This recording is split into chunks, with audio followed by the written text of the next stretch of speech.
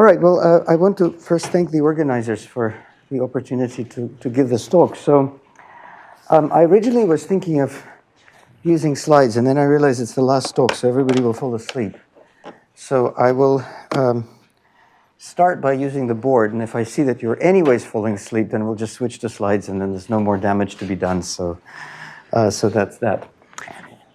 So I wanted to just start with the basics. So, you know, if you go to probability theory, we have a notion of random variables, x1, xd, let's say, which are functions from some measure space, say to R. And I want to right away introduce a made-up thing, the von Neumann algebra generated by x1, xd, which I'll define as the values of all the functions where f is a bounded measurable function.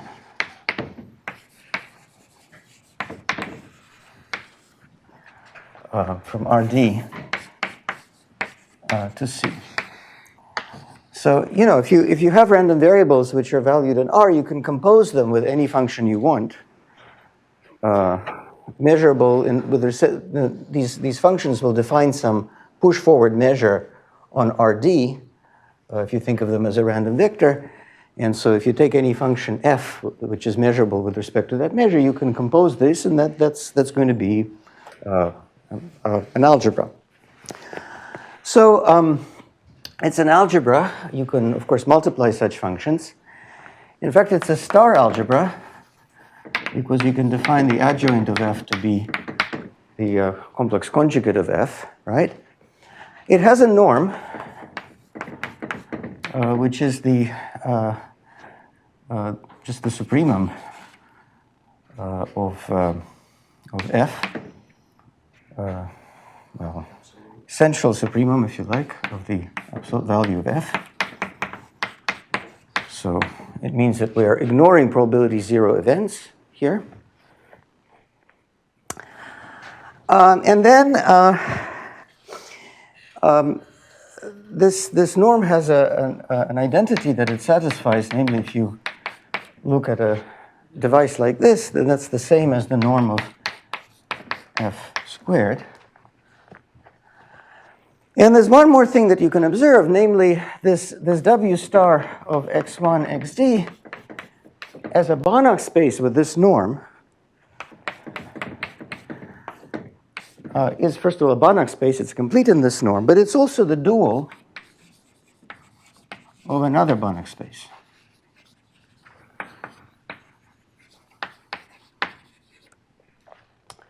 And, well, the other Banach space that is the dual of is it's another function space, but you look at all g of x1, xd with the property that the expected value of the absolute value of g is finite. Right, and so it's a kind of an L1 space. It is an L1 space. It is L1 of the push-forward measure. And this thing is the dual of that. L infinity is the dual of L1.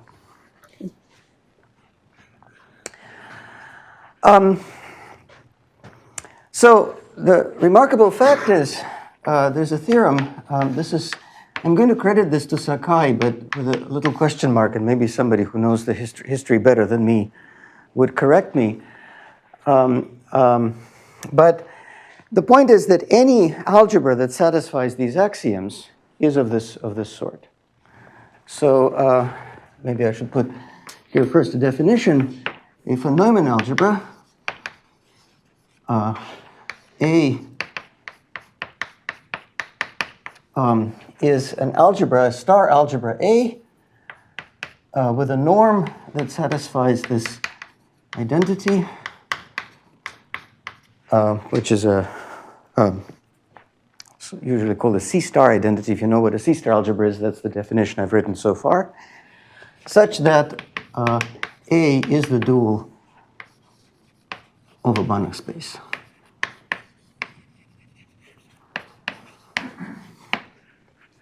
Okay, and so the theorem due to Sakai is that if A is an abelian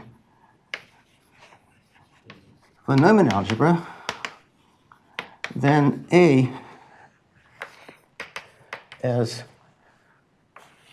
here. Okay.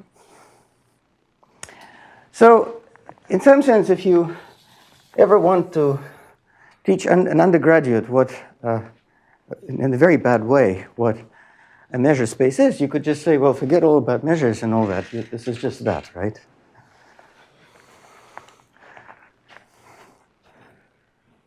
Okay. I think my step one of my talk was completed. You're in shock. Let me give you some examples just to convince yourself that these von Neumann algebras are interesting objects. So first of all, B of H is a von Neumann algebra. So I'm talking about bounded operators in a Hilbert space. The norm is the operator norm, right? For matrices, the largest singular value, whatever you call it. It is a von Neumann algebra. Why? Well, it certainly is a star algebra. You can take adjoints. This axiom is certainly satisfied for all operators. What is it a dual of? Say again? Trace class. Trace class, right. So B of H is the dual of the trace class operators.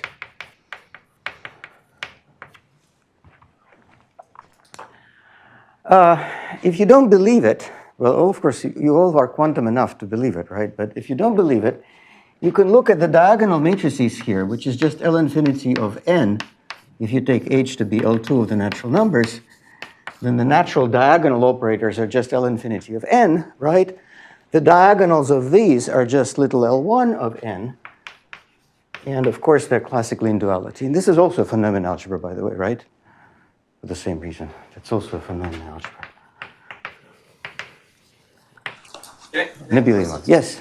Do we have to pay attention, like when you say Sakai theorem says every von Neumann algebra which is abelian is of that type, the choice of, for example, of sigma and mu, they also play a role? Very important. Very good point. I was hoping you would ask.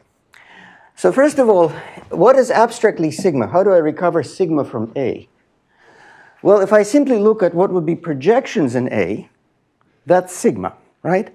So this sigma algebra here is the same thing as functions of x1, xd with the property that f is in 0, 1. Well, provided that your x's are sufficiently, provided that this is the smallest sigma algebra for which the x's are measurable. In general, you only have an inclusion this way, right? So there may be more measurable sets than the ones that are required to make all of your random variables measurable. So if these x's kind of separate sets enough, then you do require the sigma algebra. Now, what is this mu? Well, in this identification, if you take the vector 1, the L1 function 1, in the predual, then pairing with 1 is the same thing as taking the expected value of f. Or if you like, it's the same thing as integrating this f with respect to this measure. But what is more, if you take other things from here, other positive elements here, you will recover other integrations with respect to measures absolutely continuous with respect to mu. So the absolute continuity class of mu is captured. In fact, the whole point of having this predual is to capture what are the absolutely continuous linear functionals, so to speak. What are the absolutely continuous signed measures in principle. Yeah? Good. All right. Well, life would be boring if that's where all of that would have stopped. More generally, if you take any A inside B of H, unital For this theorem, maybe I need to make it unital. Unital star subalgebra, which is closed with respect to, well, the topology induced by duality with L1. And this topology has a fancy name. It's called the sigma weak operator topology. Whatever, with respect to some topology.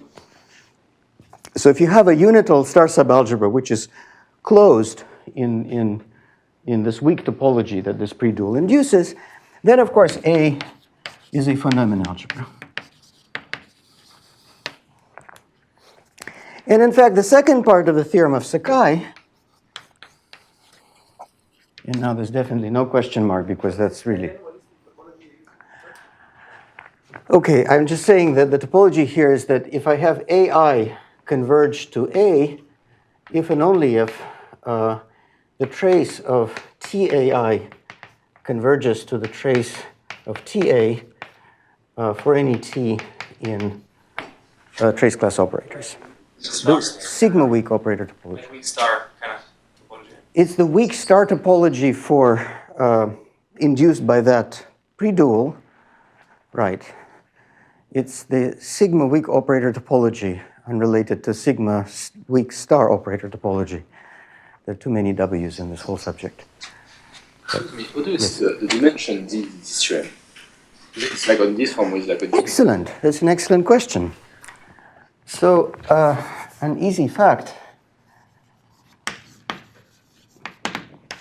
Let's make the assumption that everything is separable. So these von Neumann algebras, these spaces, I mean, the space of essentially bounded measurable functions are never separable. They're too big. But the pre-dual is, L1 is. So let's make the standing assumption that, so assume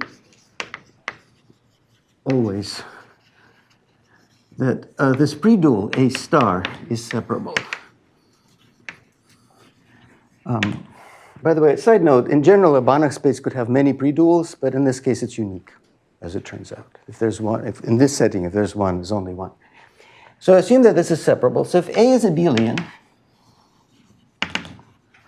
then there exists a single X, so D equals 1, such that A is the von Neumann algebra generated by X. What do I mean by that? Well, A can be viewed as measurable functions of one specific X. I can have one X, real valued, self-adjoint,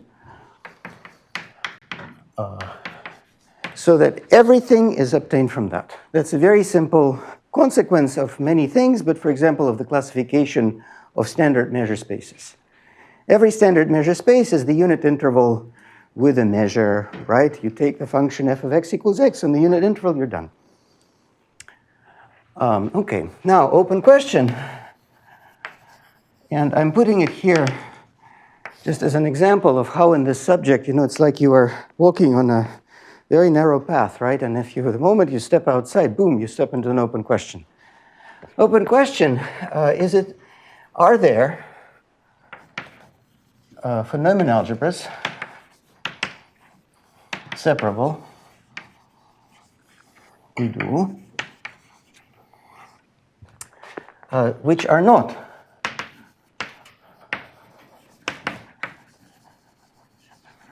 by two self-adjoint elements.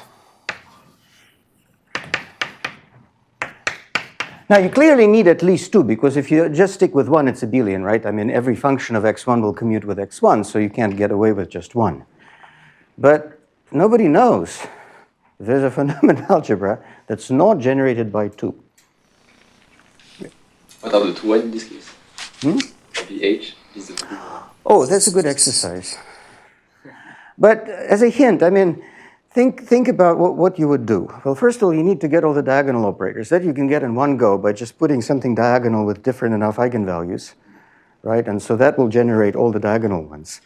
Now you need to create havoc, so you need just something that shifts this guy. So something like a unitary that just shifts one click or whatever, right? And then that'll do.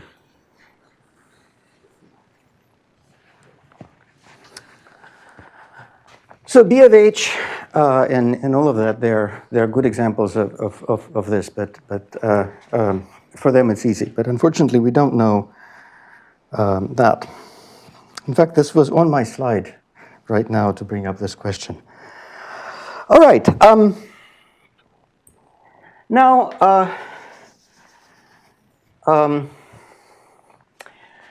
if you take a linear functional from some von Neumann algebra to C, it's called a state.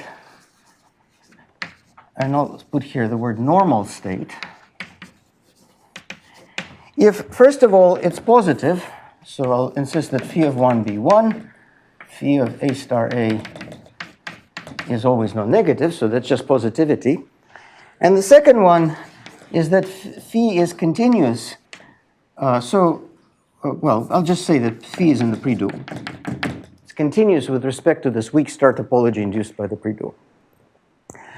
Now, if you know about B of H, you know right away that that's a good assumption to make. Because on B of H, of course, we have nice states like vector states, right? Then we have these nice density matrices that give us, or density operators in L1 that gives us state. But then there's a whole huge, tremendous number of states on B of H, which are obtained in god-awful ways. They're obtained in god-awful ways by doing Hahn-Banach on L infinity of n, for example. You take L infinity of n, and you realize it as the space of continuous functions in some god-awful space, which is the universal compactification of the integers. You pick a point in that space that gives you a linear functional L infinity. You use Hahn-Banach to extend it to B of H, and you get, well, something. Okay? But that's not a state you ever see in quantum mechanics. And if you ever see one, I would suggest running. Because then there'll be a logician in the room. Yes? Sorry, I got lost on one thing. So I thought, so these type of algebras that you brought in the lab, are they commutative? You said that These are commutative. Right, so I don't understand the open question when you said you need at least two. So they would also be commutative. So by a von Neumann algebra in general, maybe I wasn't clear, I am not assuming commutativity here. Right, but the one not generated by two elements, but the one generated by two elements are also commutative. No, I'm confused. No. They don't have to be.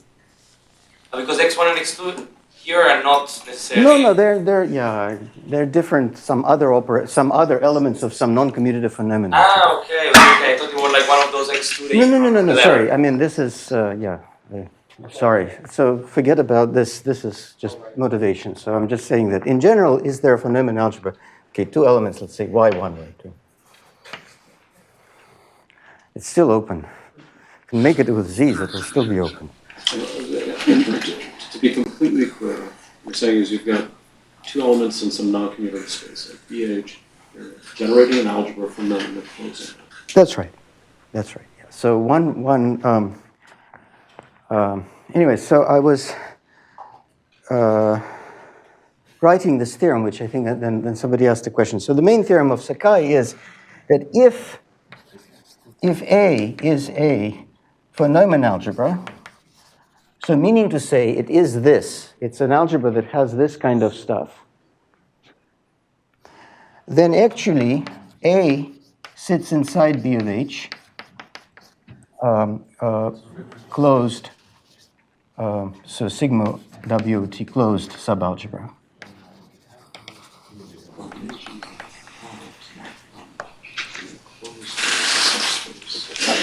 For some H, right? Is it like on the canonical H? There exists an H.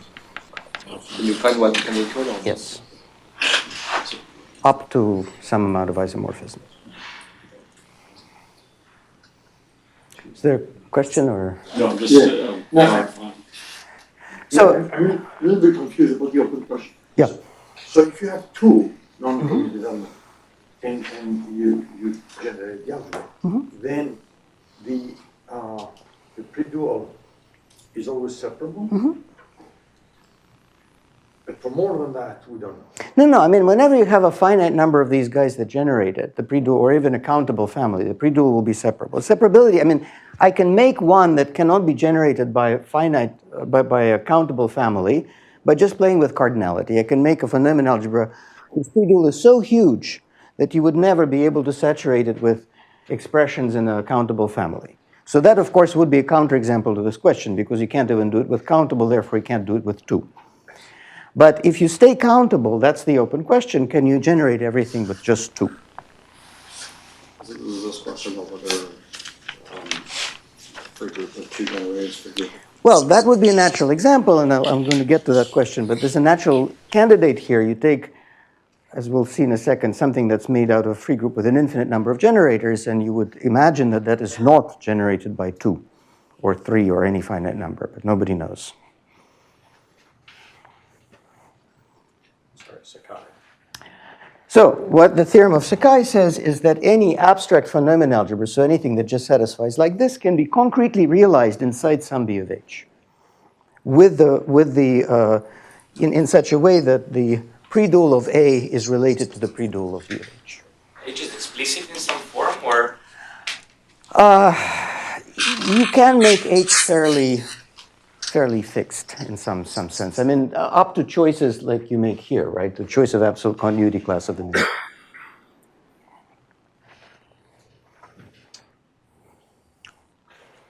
Okay. So, not bad. So now there is something that I wanted to. So you can try to look at these von Neumann algebras. So any von Neumann algebra A, as I said, you might as well just think of it as sitting in some B of H. And then there is a thing that quantifies how much freedom you have in reducing this B of H. So if you look at A prime, which is the commutant of A, so T and B of H, so that T commute with all elements of A. Well, that's actually another von Neumann algebra, as it turns out. And if you take some projection P in A prime, then A is also sitting inside bounded operators in PH. Yes? You mean commutator 0? Zero. Okay. Sorry, 0.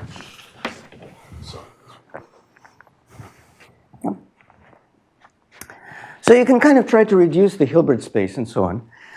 Now, if you play this game for some von Neumann algebras, it turns out that there are kind of smallest representations where you cannot reduce the representation anymore. There are basically no projections in this commutant. So for example, if you think of B of H itself sitting inside B of H, the commutant of B of H is trivial. So you cannot succeed with this. That's already at its smallest. You cannot reduce it anymore. Okay. Same for matrix algebra. If you start with a matrix algebra, its representation, so if it's n by n matrices, its representation of Cn will have no commutant, so you can't shrink it down anymore. Kind of the smallest representation you can make. However, in von Neumann algebra land, this is exceptional. So typically, and that's the lowest I will get, typically, A prime always has projections.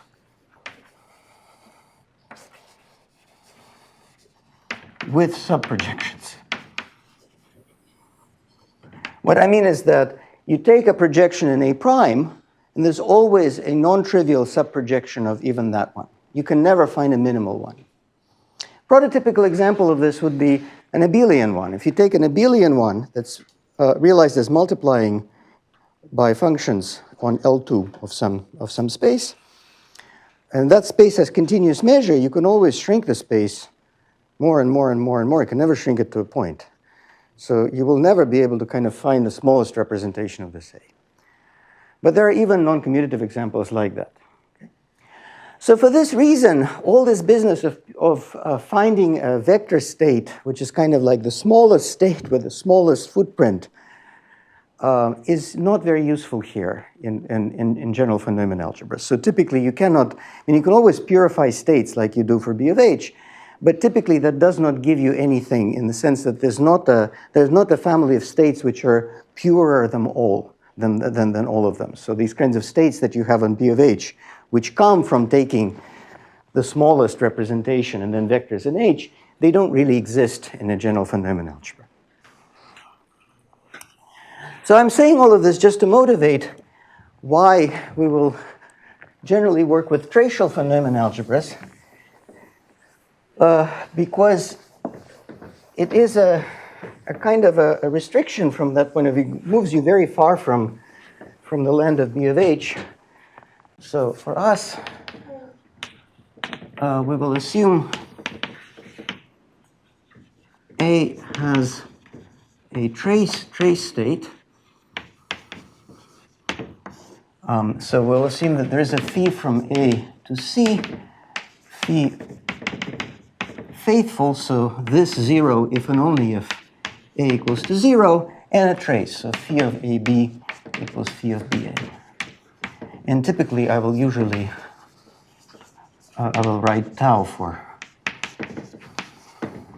C.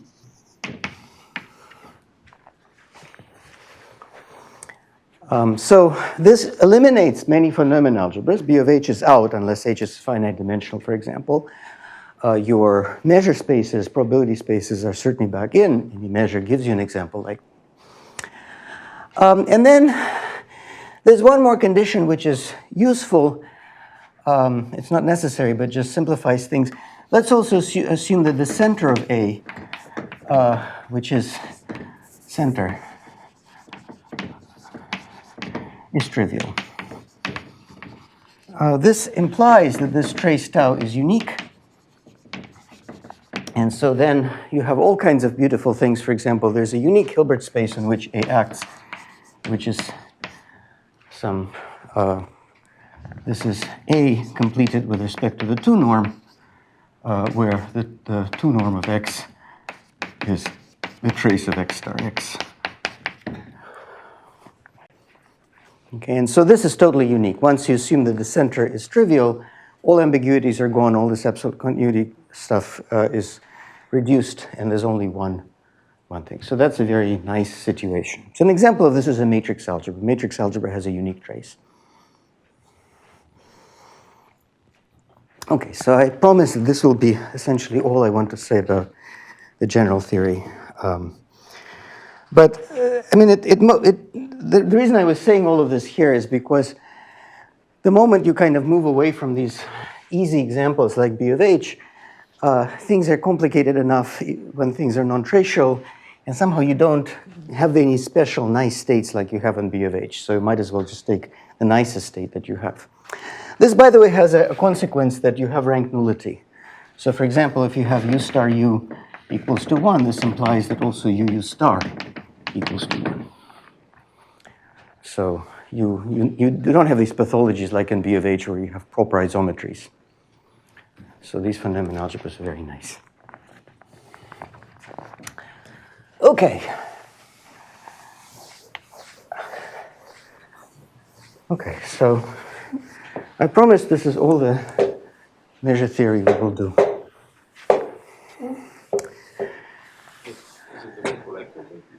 Yeah. Compute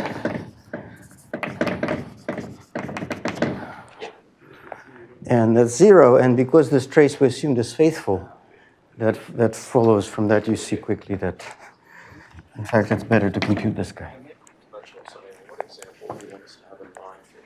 That's coming next. So examples, and I will give you 2 sets of them, or actually, well, I don't know how many, because it's not so easy sometimes to figure out when they're the same or not.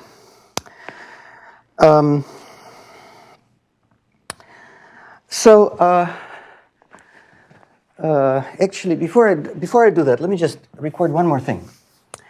So this is the following is a complete triviality. So I call it a lemma, but it is very, very trivial. Nonetheless, it's kind of important to think about it. So suppose I have the following setting. Suppose I have some x1, xn in some A, some von Neumann algebra A, and I have this phi A. And again, I'm going to assume that phi A of A star A is 0 if and only if A is 0. So this is some kind of a state. And then let's say I have some y1, yn in some B, and I have phi B with the same assumption. All right. So these are some kind of, let's say, bounded operators that that are in A and bounded operators that are in B. And let's assume also that A is generated by them. So by this I mean it's the smallest algebra that the smallest von Neumann algebra that contains them. And B is generated by 1 yn. So again, it's the smallest algebra that contains them. And now suppose I have the following. Suppose that for any non-commutative polynomial P, we have that if I evaluate phi A on P of x1, xn, I get the same thing as if I had evaluated phi B on the same polynomial, but evaluated in y1, yn. Okay? So remember, A and B, you should think of them as some kind of all non-commutative measurable functions of x1, xn, and B is all non-commutative measurable functions of y1, yn, and the polynomials, they should be somehow dense inside all of these functions. So I'm saying that for a dense family of test functions, when I take the expected value of this observable, I get the same thing as the expected value there, right? Well, this implies actually that you have an isomorphism between the algebras. The map, say alpha, that takes xj to yj, extends to an isomorphism of A with B. Okay? And as I said, it's basically a triviality. It's nothing more than massaging things around and realizing that I can realize A on a certain Hilbert space that I manufacture using phi A, and I B realize in some Hilbert space that I manufacture from phi B. The spaces end up being isomorphic, the actions being intertwined by the isomorphism, and then so this isomorphism I do mean as von Neumann algebras, meaning to say that this pre-dual structure is preserved, the weak star topology is preserved. Just one question. Like, yes. At this stage, when we take non-commutative elements, say you define W star of that, you mean the smallest generated by blah. Yep. Before they were commutative, you had an explicit formula in terms of F. Right. This time we cannot just write that, right? Because F makes no sense, I guess. I mean, you could just write here an arbitrary element of your von Neumann algebra and call it F of x1, xn. Okay. But there's no more meaning to it than that. But what happens if instead of using all the F, I use all the polynomials? Is this also giving me some sort of representation of that, if I close it in some sense or not? So here I am only using polynomials. Right. So you say In the previous example, I could also get away with using polynomials provided that my variables are bounded. Here I've gotten out of it by requiring that these x's live in my A, so they're bounded. But if you want the classical case, do a little bit of arctangent to make everything bounded, then use polynomials in arctangents of your x1, xd, and then you're fine. Or some other function that just makes things bounded. So in this case, I could represent W star of x1, xn as looking at the family of all the polynomials of x1, xn. Closed. Closed. Correct. Yeah. Exactly. And that's basically the concept. What it's saying. That's basically what this is saying, right? But this is why you abstract this definition and you say that this means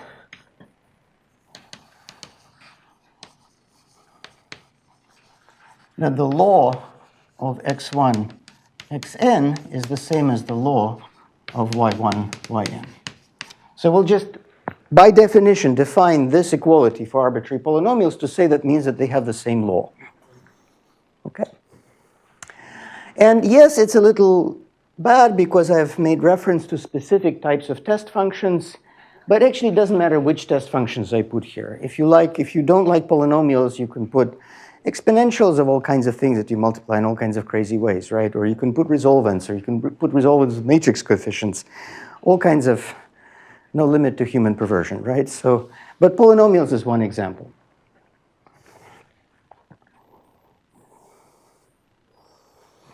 All right, so now I will answer your question, which is to give you some examples.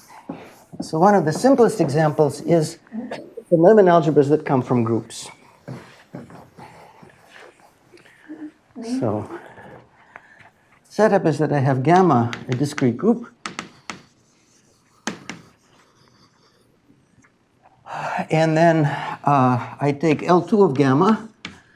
This is the space of square integrable functions on the group. So these are f from gamma to c. So that sum of f of g squared is finite.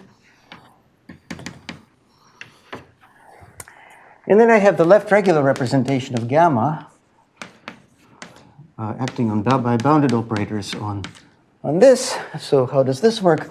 If I take L of g and well, let me call it c here, and I act on a vector on a function c, on an L2 function c, and then I evaluate this thing at h. Well, this should be just c of gh. And this is G inverse H, and somebody correct me.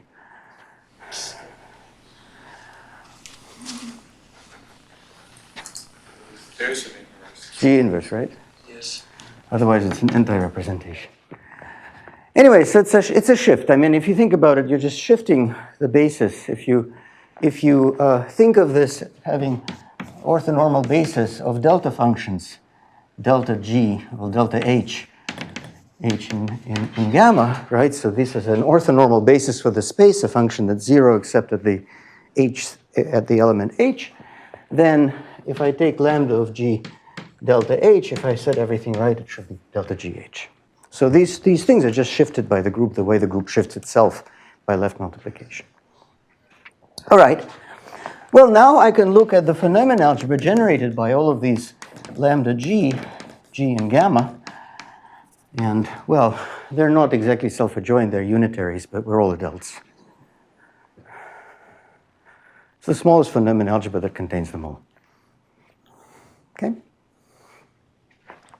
And this has a notation that's usually called L of gamma. So that's a phenomenon algebra. Now I can also give you a linear functional on it. So linear functional will be simply given by the value of A on the kind of the matrix coefficient of the delta function of identity. Okay. So two things to verify. This tau is a trace.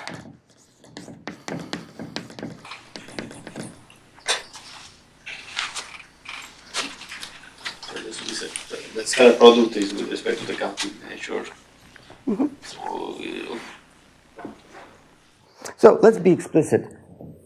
If I take, so these guys, right? So if I look at the span of all of the lambda G, G and G, G and gamma, so just the algebraic linear span, that's certainly a subset. And in fact, it's a sub-algebra, because if I multiply two such things, I again get, it's a homomorphism, right? So if I, lambda of GG prime is the same as lambda of G prime, and lambda of G adjoint is lambda of G inverse. So it's in fact a star subalgebra. In fact, it's a dense star subalgebra, more or less by definition. It's dense in the sigma weak operator topology. And on these, well, the primitive elements here, if you look at tau of L of G, what is it? It's delta E, L of G, delta E. And I told you this is the same thing as delta E, delta G. So this is 1 if G is E, and 0 if not. Okay? So it's a thing that encodes the group law. If you have some generators in your group, you can make words of these generators. These are like non-commutative polynomials. And what this thing does is it tests is the word trivial or not, and gives you a 0-1 answer. Is it trivial or not?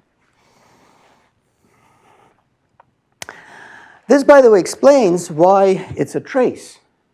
Because on the primitive elements, what is tau of lambda G, lambda of H? What does it test? It tests whether GH is identity, right? So it asks, is GH identity? But GH being identity is the same as HG being identity, conjugated by H, right?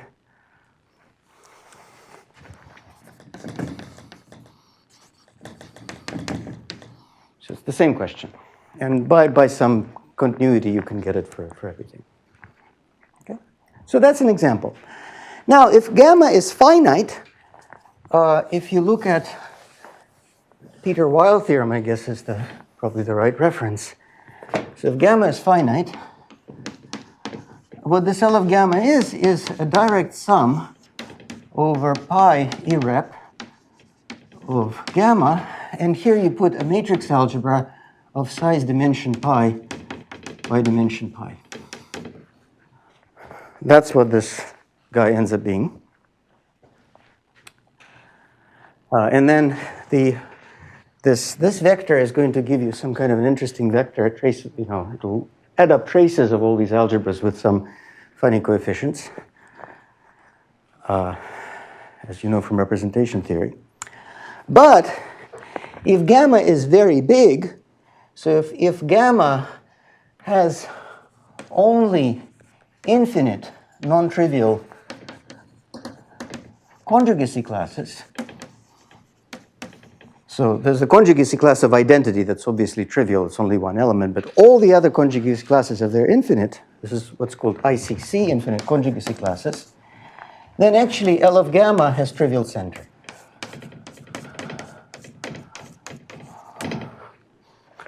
So this gnosis here, there's center, of course, right? They're the identities of all these matrix algebras.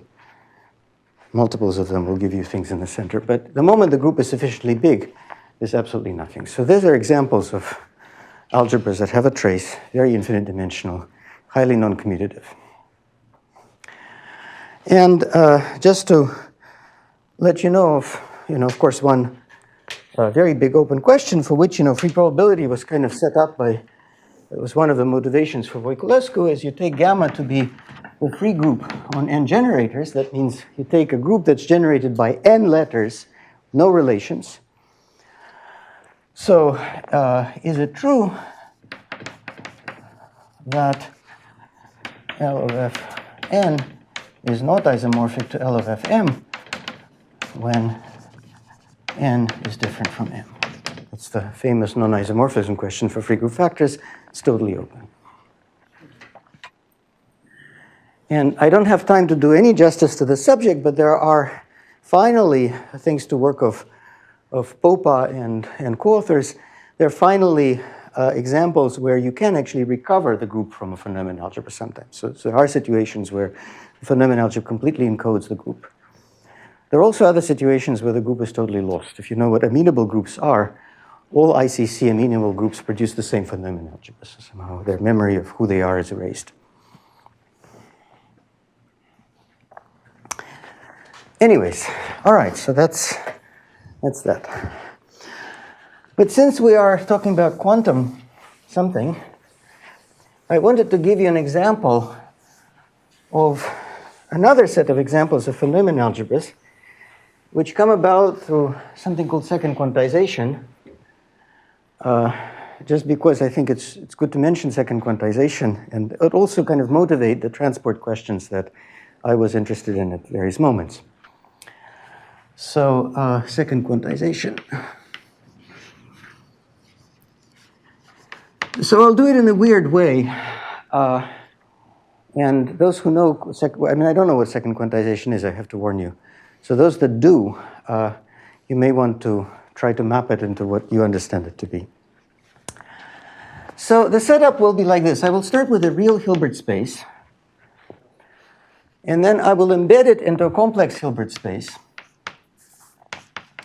And I'll make this isometric. Okay?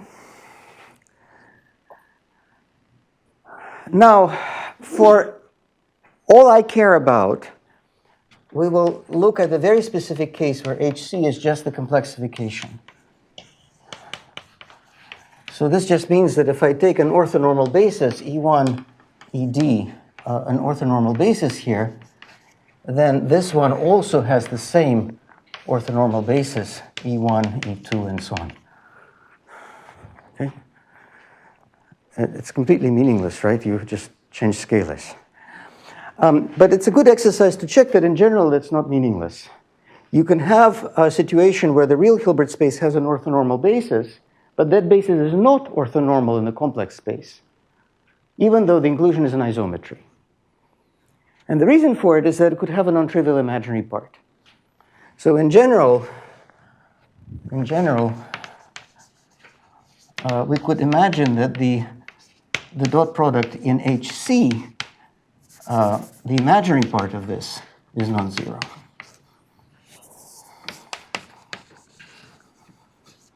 Here, of course it is. Here I'm just declaring that the same basis is orthonormal. But in general, you could have a situation that you have an isometric inclusion where that doesn't hold. And that's something interesting that happens in the quantum case, which I don't have time to get into. But keep that in mind. All right, so we start with this. And then I will create something called the Fock space. But I'll do it in a funny way. I'll call it the algebraic Fock space. So what it will be is it will be tensor powers of my HC. So the 0th tensor power I will write as multiples of some vector called the vacuum. And then the first tensor power will just be HC. And then there'll be HC tensor HC and so on, right? So the generic term will be the mth tensor power of HC. And then we are marching off to infinity. Okay, so that's just algebraically what the space will be. And now I'll put a funny inner product on it.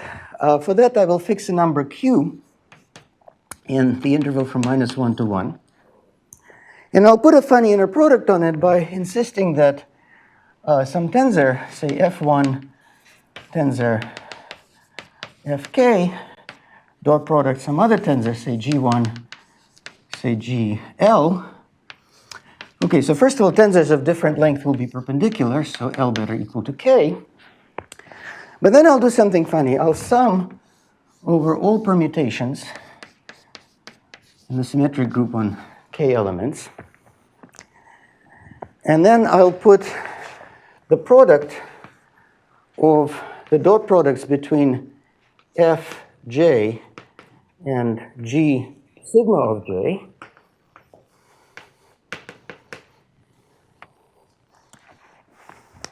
And I'll put them with weights. It will be q to the inversion number of sigma. So I have to tell you what the inverse number of sigma is. But besides that, is it clear what the formula says?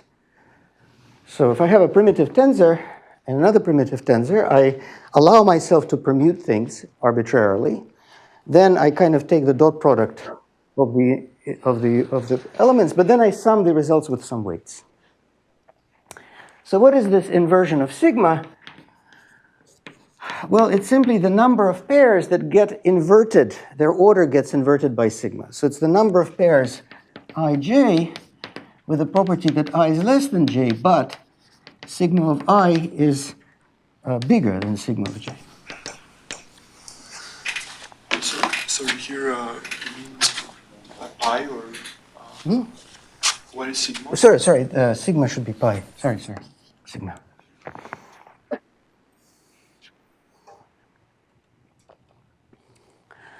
So, you know, Poland produces these amazing mathematical things periodically. So this is one of them. This was, this is due to work of Bożejko and Speicher.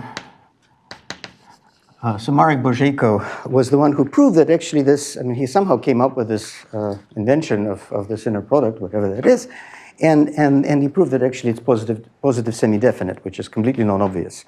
This is a dot product. Not yet. At this point in time, there's absolutely no role of the real Hilbert space. It will come very shortly. Okay. All right, so the special cases are q equals to 1. In that case, what I'm doing is I'm symmetrizing this tensor g1, gk. I'm adding over all ways of symmetrizing it. And so in that case, what I'm getting is what's known as the symmetric or the bosonic Fock space, where I'm taking the symmetric tensor powers. So F, I forgot to say. So now I will define FQ. This will be F algebraic. I mod out by vectors of length 0. And then I complete it with respect to the dot product. That's this one. It's called Q. Okay. Turns out that the vectors of length 0 only occur when Q is -1. Otherwise, they don't. Oh, sorry, Q equals -1 or +1. So, is there any intuition behind what this is actually representing, this scalar product, or are we going to come there? I will give you some intuition to the best of my ability when Q equals 1 and -1. Otherwise, you're on your own. All right. So when Q is equal to +1, this FQ is the direct sum of symmetric tensor powers of H.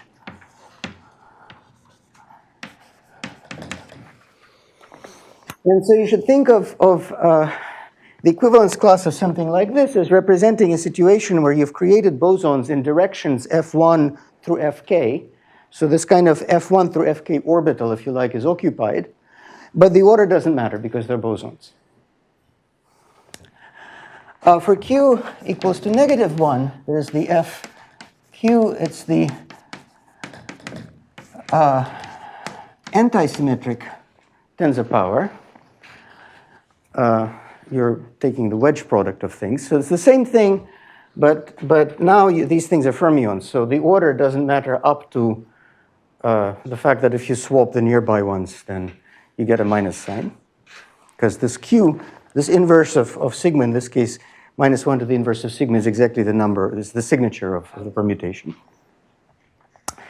And finally, if Q equals to 0, I am unaware of the physics interpretation, but this is just the regular tensor power of this guy, right? In this case, I'm not symmetrizing anything. This is prohibited. Any inversion is prohibited. And you'll see that the only permutations that have no inversions is the identity one. So then the only thing that's there is just this.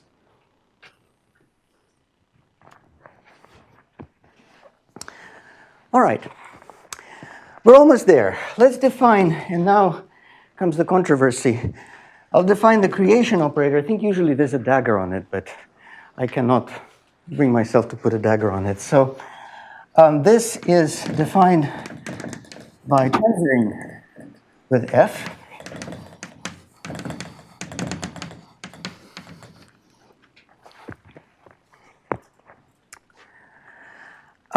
So that is an operator. At least it's densely defined on the algebraic Fock space. It has an adjoint. And the adjoint is given by this formula. It's the sum over j from 0 to k, from 1 to k. You know what, let me index it from 0. From 0 to k, q to the k. And then what I do is I eat up the kth guys. So fk minus 1 tensor fk plus 1.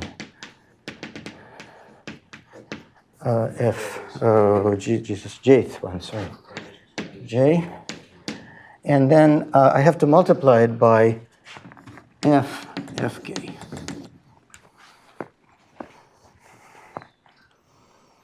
So it's a bit like a derivative, if you like. J. Yeah, sorry. You're all so awake. That's great. So it's almost like a derivative, if you like. It tries to differentiate this tensor in every coordinate. Only there's a penalty. The deeper it has to reach into the tensor, the more it has to pay in terms of the power of q. So when q is 1, there's no penalty. Just really differentiate. And these things it really is differentiation, nothing more. If you identify symmetric tensors with polynomials, it's the partial derivative with respect to the fth direction. But in the q equals 0 case, it only is allowed to touch f0. It's everything else is invisible. And in general, just pay some price of q. All right, now we're getting to where the real structure comes in. So now we will create something else. And this is not exactly Majorana. but it's pretty close to that. Let's write it as SQ of F, and that will be the real part. So it will be AF plus A of F star. It's the real part of a Majorana if you really want to know. This structure here creates a kind of an involution on HC. Well, there is an involution on HC caused by complex conjugation, which is sort of going from a particle to an antiparticle, and so that's why for Majorana you're supposed to add a creation of a particle with annihilation of an antiparticle or something like that, and then, anyways, it's related to that. So you create this guy, but only for F and HR. And the reason that you only want to do it for F and HR is because you see this map is linear in F, but the adjoint of it obviously is antilinear in F. So when you add them together, you don't get linearity over C, you only get linearity over R. Okay. And so now you define your Phenomenon algebra, gamma Q of HR, that's your initial data, to be the Phenomenon algebra of all of these SQ of F for F in HR. And so the fact, if this HC is the complexification of HR, so in other words, if an orthonormal basis for this guy is the orthonormal basis of that guy, then this state phi of x given by this zeroth tensor power vector is a trace.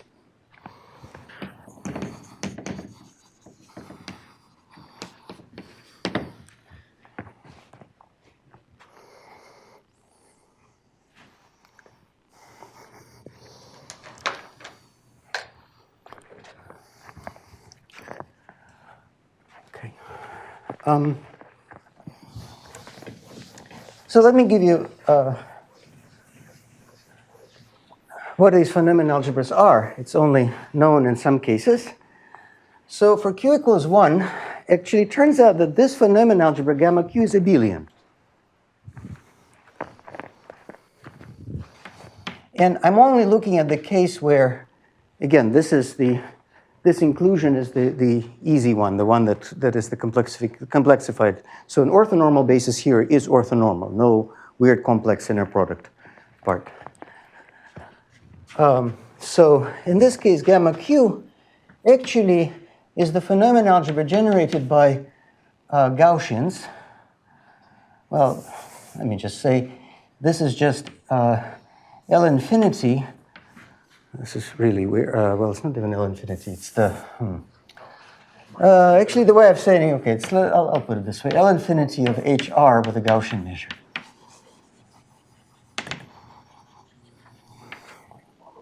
Okay, there's a little wrinkle here, which is that specifically for Q equals to 1, these operators actually are unbounded. These SQs are unbounded. So they don't really live in a phenomenon algebra. But if you do the tangent trick and so forth, they still generate something. So they are not in there. So the different directions S1H, these are Gaussian.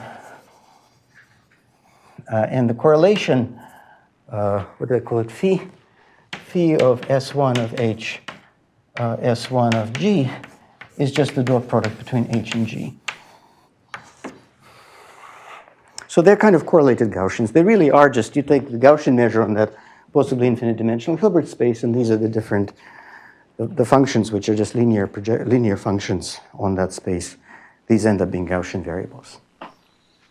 So what's the role of Q there? The role of Q here is to be -1. Oh, sorry, so to be positive 1. That's the +1, sorry. So this is the role of Q. Okay. For Q equals to -1, this is what I think is most interesting, well, very interesting to people here. This is what's also known as the Carr algebra, canonical anti-commutation relations. It is the algebra generated by fermions, So this is isomorphic to a 2 to the dimension HR by 2 to the dimension HR matrix algebra. And the trace on it is just the usual normalized trace on that algebra. What does it mean then? So the last thing you wrote. 2 to the dimension HR by 2 to the dimension HR So matrices. this is the size of the. Yeah, it's the Correct. 2 to the n by 2 to the d.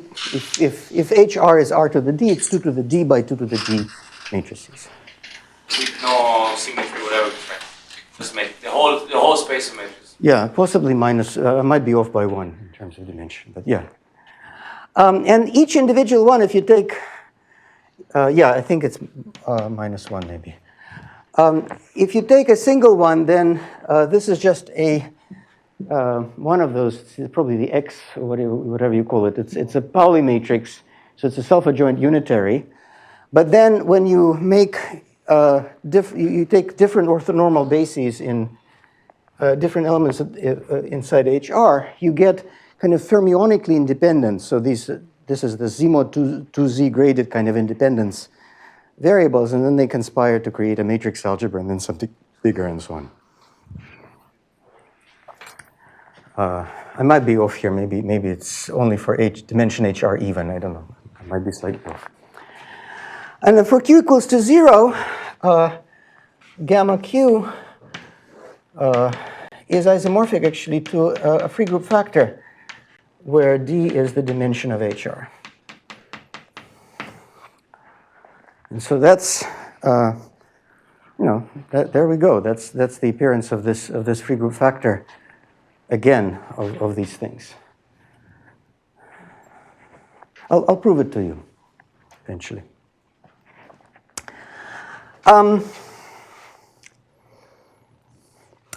So then you ask, well, what happens for other Qs? There are lots of other Qs, right? So what happens there? So this is where actually was one of the first applications of transport in this thing. So there was a theorem due to Alice Guionnet and myself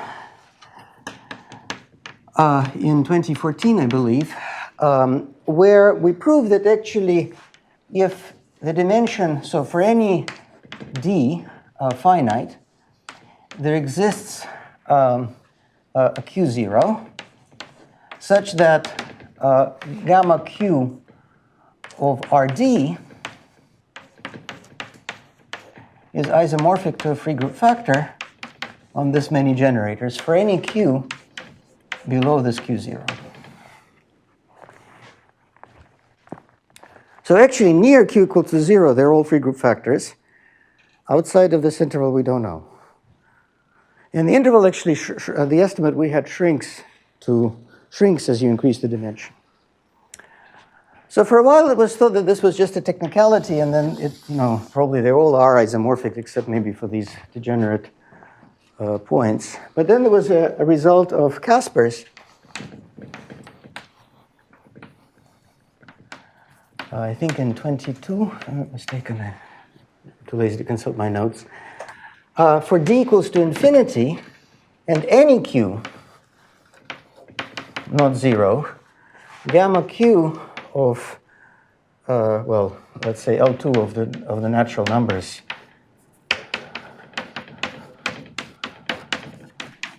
is not isomorphic to L of fd, L of fn for any n.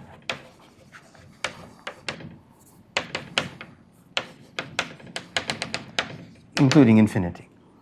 So actually they're not free group factors immediately, the moment you move q away from 0. And there's a certain approximation property that they fail, that free group factors possess, so it's kind of thing. So it means that somehow our obstruction is not just because we're very stupid, it's because there's something there. But we don't see actually, so I mean the conjecture would be that, I mean maybe it's true that for finite d it's always true for all q, or maybe indeed the interval shrinks, nobody knows, and we don't see the wall with transport, we just see things that don't obviously converge. That's not the same as seeing an actual obstruction. So this was kind of the free transport. And I will try to give you insights as to how it's done next time, but just as a teaser, obviously what you want to do is to construct a change of variables. right? I mean, I told you that there is this notion of a law which says that if you are able to construct inside, let's say, your algebra, things that behave like they generate a free group factor, then you're done if they still generate your algebra. So then transport gives you ideas on how to actually go about this, because in principle there are many ways, but in transport there's sometimes a guidance. And so that was the point. Okay, we still have 10 minutes, right? And so I just wanted to start by talking about, finally, free probability. So none of this was free probability yet. I just wanted to introduce the notion of free independence and then talk a little bit about free probability, unless there are any quick questions. Is there any difference about writing L2 in N or writing L2 over RT, which is separable? Is there any difference? No, I'm absolutely not. I mean, I'm just taking an infinite dimensional real, separable infinite dimensional real Hilbert space into a separable complex. Okay. Maybe you can say that there are also few Brownian motions which solves the problem we had before, that this gives different environmental interaction, right? Yeah, I'll mention Brownian motion, probably not even today, but yeah, you're right. I mean, they're all. There's a connection to this question we discussed today. Okay, so far what we've discussed is basically. One question. Yes. What about anion? So Q complex. What? What about anion? So Q complex. I don't know. I have absolutely no idea what happened. I don't think this, at least not in this setup, the inner product does not really make sense for Q complex. It won't be positive definite, but there may be ways of fixing it, which I don't know. Okay, so non-commutative probability theory, that's what we were doing. So free probability theory, so if you take free independence, and then you add to this non-commutative probability, that's what happens. That's when you get free probability. Right, so that's the equation. So what is this free independence? Well, independence, if you like, is a way of decomposing a complicated system into simpler ones. So if you have a Neumann algebra A and you have a state from A to C, let's say that we have some algebras B and C inside. We say that B and C are independent. Let's take them unital. If the following is true, first of all, they commute.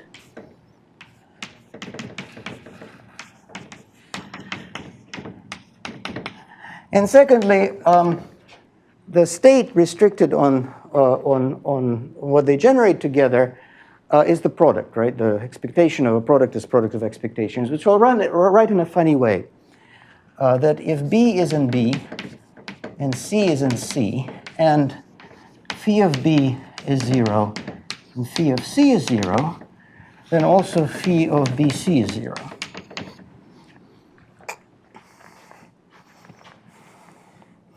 So it's a little exercise in centering to check that actually this implies the usual story.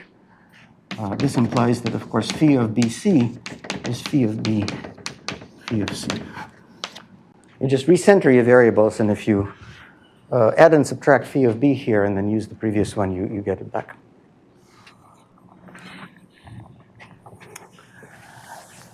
Okay, now this occurs in nature a lot. It even occurs among group algebras. So for instance, if I look at the situation where I have two groups, gamma and lambda, this contains gamma of lambda, L of lambda and L of gamma, and these are independent. So if you take two groups and take their product, direct product, then this gives you copies of independent algebras. Now, free independence, this goes with free products of group. So let me briefly tell you what is the free product of two groups. Well, it's what you get when you take these two groups together with no relations besides the ones you already have.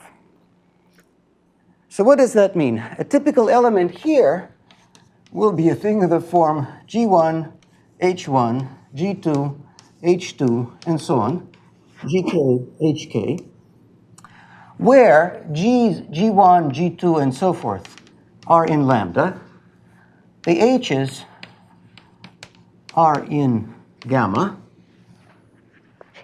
but we don't want them to be trivial, because if H is trivial, then we should really think of it as the product of G1 and G2.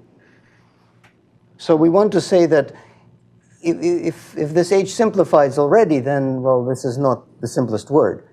So we want to insist that these actually are not identical.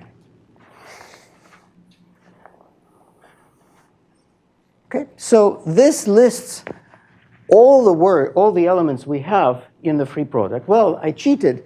Of course, you should also allow things to start and end with an H, or start and end with a G, or start with a H and end with a G. So we should say and or G1 is identity, H1, HK is identity, right? So we'll just allow an exception to this at the beginning or the end. But besides that, this is all the things that we have in the group. So now, what does this mean? If I try to evaluate the group trace, which remember checks whether or not this element is trivial, if I try to evaluate this guy,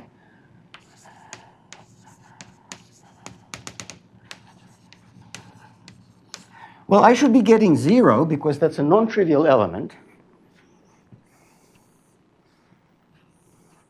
right? Provided that all of these conditions are satisfied. But let me rewrite these conditions in terms of the trace. How do I rewrite in terms of the trace that G1 is not, or say G2 is not identity? I think that its trace is 0. So this should be true if G1 is in my first algebra, so lambda. So G1, G2, etc. are in lambda. H1, H2, etc. are in gamma.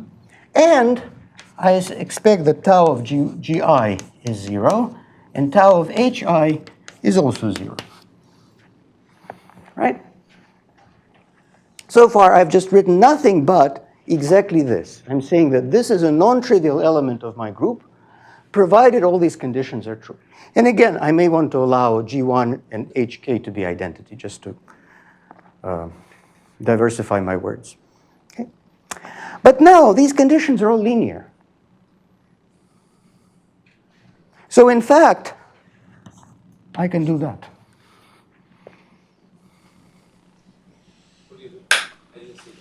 I just said they're in the group for Neumann algebra. I was right. I read Yeah, there's a sleight of hand. But I just said you're allowed to take linear combinations of these guys as long as each one of them is still in the right place and their combined trace is 0. It'll be fine because this thing is linear in G1, it's linear in H1, linear in G2, linear in H2, etc. So the whole thing will linearly depend on these conditions. Okay. So this is now, we don't even need any group structure. We can now define, that's what Voiculescu did, we can define the notion of free independence. And I promise I will finish very quickly. So definition, again, we have A phi, we have B, a unital subalgebra, and C, a unital subalgebra, are freely independent if, and I'll just copy it, for any x1, x2, etc. in A, any y1, y2, etc., sorry, in B, y's in C, with the property that tau of x1 is tau of x2 is, sorry, why am I saying right? Tau phi. Phi of xn is 0, and here I put phi of y1, phi of y2, phi of yn is 0, that this implies that phi of x1, y1, x2, y2, etc. is equal to 0. And again, I should really allow I'll put here and or we allow that, say, x1 is 1, yn is 1. So but x2 and xn, the one in between must not be. The middle ones, I mean, I just want to allow also words that start with a y. So start with an element of C and end with an element of C. Start with an element of B and end with an element of B. So far I've written things that start in B and end in C. But you need all four possibilities, which you can just absorb like that. So it looked kind of weird, but actually it's reminiscent of this condition, right? Here, of course, you don't need longer words because things commute, so they collapse. And if you look at it from the point of view of the group or construction, it's obvious that that's the right thing to do. So I will not do anything more. I just want to give you a teaser that you do things in non-commutative probability now assuming this kind of independence. So for example, there's a central limit theorem, which I will write next time. There's a CLT. You can also do tricks like this. You take x having law mu, and let's say it's a single variable, so this law is just a measure because x generates an abelian algebra. Y, say, law mu2. And then you can look at the law of x plus y. And this is the law mu1, what's called free convolution of mu2. So here you assume that x and y are freely independent. See, if you take them to be classically independent, this would be the convolution of the two measures, but this is some new operation. And remarkably, this operation has a lot to do with transport, as we just recently discovered. This is a theorem due to Arizmendi and Johnston, I think in 23. So this here is a characterization of this convolution, mu1 box plus mu2. It's some operation on probability measures. And this is an identity that holds for z large enough. So if you have two compactly supported probability measures, mu1 and mu2, as long as z is far away from their support towards infinity, then if you integrate log of z minus x against their thing, it's a kind of a convolution, if you like, classical convolution of the log with this box plus thing.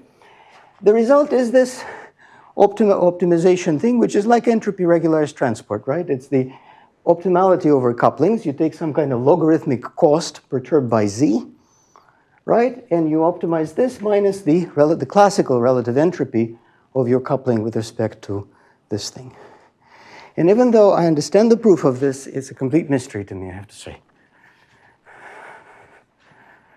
So I just want to leave you with this weird fact.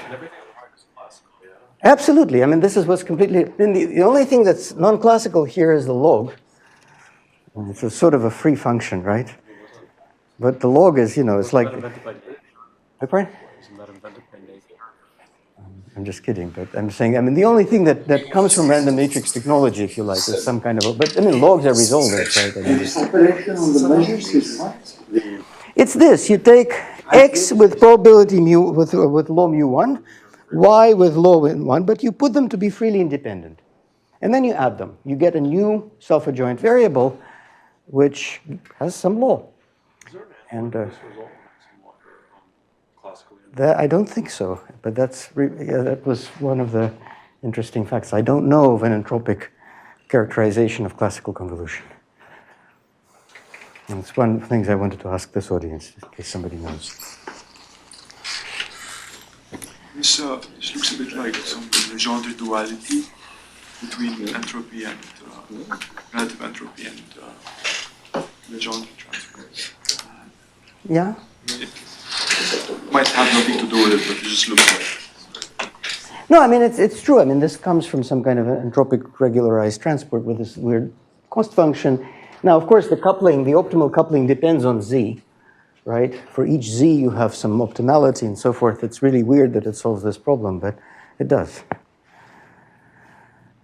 There is a reason for it. It has to do with random matrix theory and, somehow likely positions of eigenvalues of matrices if you add them together in a random position. But Beg pardon? What? I think slightly more involved than that. But yeah, the logs here come from basically resolvents, right? They're primitives of resolvents. And by the way, I should have said this is a characterization. So from this, you can actually recover this measure completely. If you know this for all z large enough, you can actually recover everything. What is their motivation? How did they Well, it happened actually in this room in some sense. I mean, they proved something that wasn't quite in this form. Their motivation had to do with analyzing.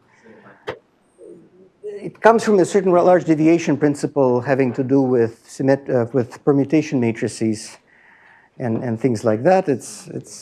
There's a connection between these things and some kind of expected.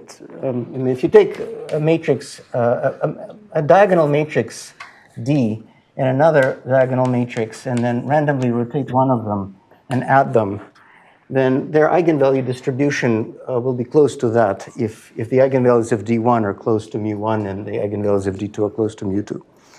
And so there are two versions of it, where you take these random unitaries and one where you take it to be random permutations. And the analysis of the connection between them led them to some formula like that. And it was actually Marius, I think, that it was an online talk, and he was at a program that pointed out to them that this looks a bit like entropy and whatever they were writing before, and so that's got it to this formula.